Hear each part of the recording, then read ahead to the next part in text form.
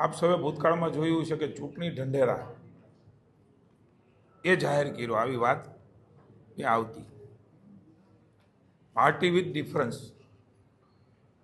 એ ભારતીય જનતા પાર્ટીમાં આપ સૌએ પણ જોયું છે ને જનતાએ અનુભવ્યું છે.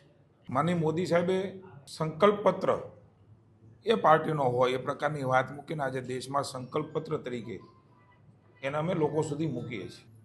એક સંકલ્પ પત્રની જાહેરાત એ આજે રાજકોટ થઈ છે. રાજકોટની જનતાનો વિશેષ આભાર માનું છું ભારતીય જનતા પાર્ટી દ્વારા, સરકાર દ્વારા, કે એમણે અવિરતપણે ભારતીય જનતા પાર્ટી ઉપર અભૂતપૂર્વ વિકાસ ને સ્વીકારીને મતો આપ્યા છે.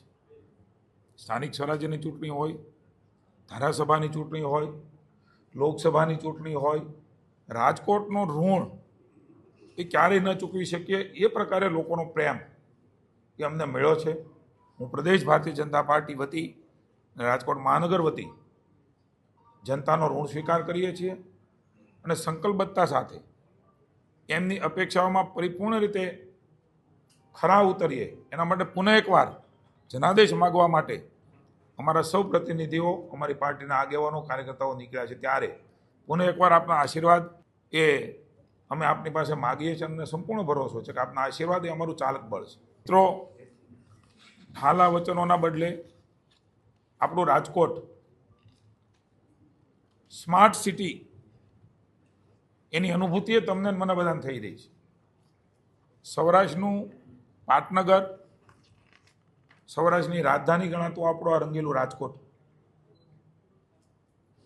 એને વિશેષ રીતે શણગારવાનું, સધાવવાનું, લોકજીવનની અંદર એ નીતિઓની અમલવારી દ્વારા એમને પણ કંઈક સુખાકારીની અનુભૂતિ થાય, કંઈક નવું થઈ રહ્યું છે. હું મહાનગરના શાસકો, મેયરશ્રી અને સમગ્ર ટીમને અત્યાર સુધી જેમણે કામ કર્યું છે, પ્રમુખોને, એ ધારાસભ્યશ્રીઓને, એ નગરસેવકો, નગરસેવિકાઓને અને કાર્યકર્તાઓને અભિનંદન આપું છું અને આભાર માનું છું કે બદલાઈ ગયેલું રાજકોટ એનું દર્શન એ અમારા સૌ પ્રતિનિધિઓ અને પાર્ટીના સૌ કર્મઠ કાર્યકર્તાઓ જે બૂથમાં બેઠો છે, જેને ચૂંટણી નથી લડ્યો પણ મારી ભારતીય જનતા પાર્ટી જીતે, કે લોકસેવામાં અમારો પ્રતિનિધિ કામ લાગે, એમના પ્રયત્નોને પણ વિશેષ બિરદાવું છું. એનો ઋણ સ્વીકાર કરીને આભાર માનું છું અને સૌ સાથે મળીને એ બદલાયેલું રાજકોટ એ નવા રંગરૂપ સાથે મેગા સિટી છે બધા, એમની સ્પર્ધામાં ઊભો રહી શકે એ પ્રકારનું બનાવવાનો સંકલ્પ એ આ સંકલ્પ પત્રમાં અમે જાહેર કર્યો છે. સંકલ્પો તો મિત્રો આમાં લખ્યા હોય એવા પણ કામો અમે કરીએ છીએ. દેશની સરકારમાંથી સ્માર્ટ સિટીના, અમૃતમ યોજનાના, અનેકવિધ અલગ અલગ યોજનાના માનનીય મોદી સાહેબ દ્વારા પણ ખરબો રૂપિયા એ જનતાની સુખાકારી માટે આવે છે. રાજ્યમાં મુખ્યમંત્રી ભૂપેન્દ્રભાઈના નેતૃત્વમાં પણ ખરબો રૂપિયા. મિત્રો, હું રાજકોટની જનતાને વિશ્વાસ અપાવું છું, રૂપિયાના વાકે એક પણ કામ રાજકોટનું વિકાસનું અટકશે નહીં, એનો હું રાજકોટની જનતાને વિશ્વાસ અપાવું છું. ક્યારેય અટક્યું નથી ને અટકવાના પણ નથી. પ્રજાનો પૈસો છે, પ્રજાના માટે વપરાય. આ ભાવ સાથે, પ્રામાણિકતા અને નિષ્ઠા સાથે જનતાની સેવામાં આવનારા 5 વર્ષમાં અમે જોડાવાના છીએ.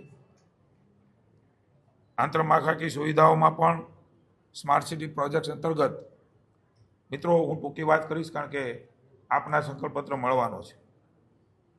હજી પણ કોઈને શુદ્ધ અને પૂરતું પાણી ન મળતું એના માટેનો